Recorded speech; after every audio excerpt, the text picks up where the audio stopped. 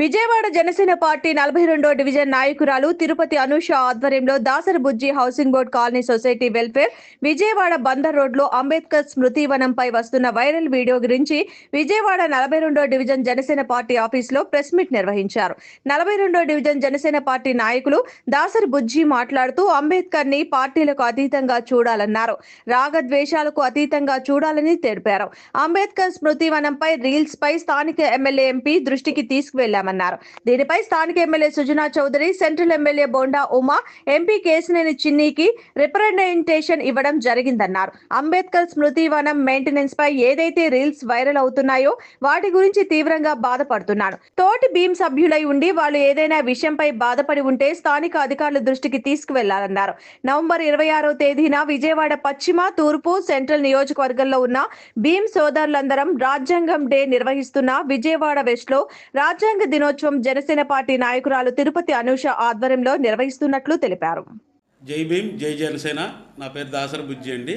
నేను 42వ డివిజన్ జనసేన సభ్యుడిని మరియు మా housing board colony welfare association society తరపు నుంచి సెక్రటరీ. వీళ్ళు నా బోర్డు మెంబర్స్ అండి.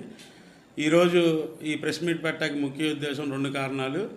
ప్రథమంగా ఈ అంబేద్కర్ స్మృతి వనం తరపు నుంచి అక్కడ దాని గురించి వస్తున్న ఈ వైరల్ వీడియోస్ గురించి మేము మా అసోసియేషన్ తరపు నుంచి తీవ్రంగా ఖండిస్తున్నాము.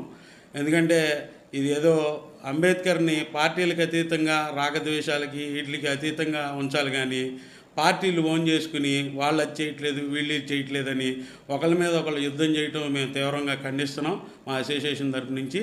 దీని నిమిత్తం మన కూటమి ప్రభుత్వం అయిన స్థానిక ఎమ్మెల్యే గారు బొండా ఉమా గారు మరియు ఎంపీ గారు మన కేశినేని చిన్ని గారికి, అలాగే మన సుజనా చౌదరి గారికి కూడా మేము రిప్రజెంటేషన్ ఇవ్వడం జరిగింది.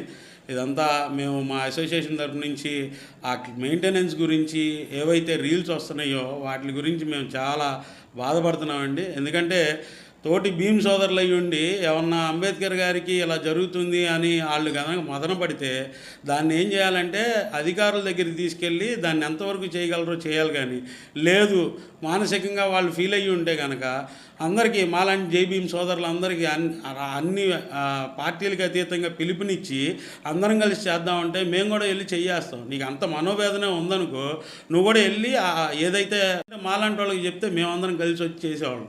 అంతేగాని మీడియాకి ఎక్కి ఆ రీల్ని ట్రోల్ చేస్తూ ఆ ప్రభుత్వం ఈ ప్రభుత్వం అంట అంబేద్కర్ని ప్రభుత్వానికి అంటగట్టే ప్రయత్నం చేస్తున్నారు.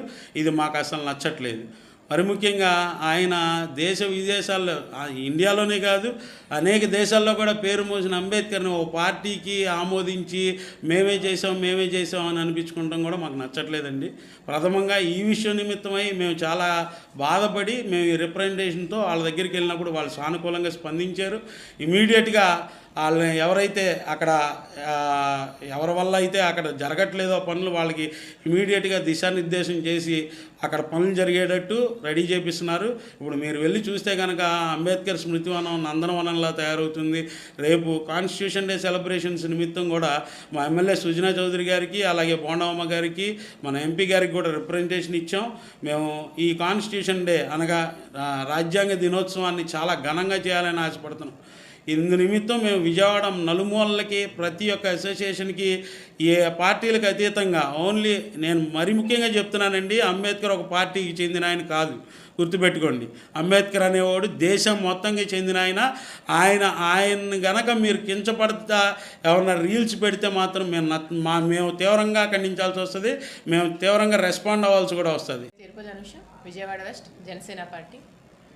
మరి అంబేద్కర్ గారి శృతివనం గురించి కొంతమంది మూర్ఖులు మరి ఒక పార్టీకే ఆయన వర్తించినట్టు మాట్లాడడం, అదేవిధంగా ట్రోల్ చేయడం అనేది చాలా అమానుషమైన విషయం. మరి గత ప్రభుత్వంలో మరి ప్రజలందరికీ కూడా ఒక ఉపయోగపడే ఒక స్థలాన్ని తీసుకొచ్చి అంబేద్కర్ గారి విగ్రహాన్ని పెట్టి వ్యాపారం చేసిందే కాకుండా కాంట్రాక్ట్ పేరుతో డబ్బులు దోచుకుందే కాకుండా కాంట్రాక్ట్ పేరుతో కాంట్రాక్టర్స్ని కూడా మరి వారు అనేక విధాల ఈ వైసీపీ ప్రభుత్వం హయాంలో అనేక విధాల వాళ్ళు హింసలకి గురయ్యి మరి ప్రాణాలు తీసుకునే పరిస్థితి వరకు వచ్చి మరి ఇప్పటికీ కూడా మరి బిల్స్ అనేవి పెండింగ్లో ఎందుకు ఉన్నాయి? వీటికి సమాధానం చెప్పండి ముందు. ఎన్ని కోట్ల ఫండ్ని మీరు పక్కద్రోవ పట్టించారు అంబేద్కర్ గారి విగ్రహాన్ని అడ్డుపెట్టుకొని?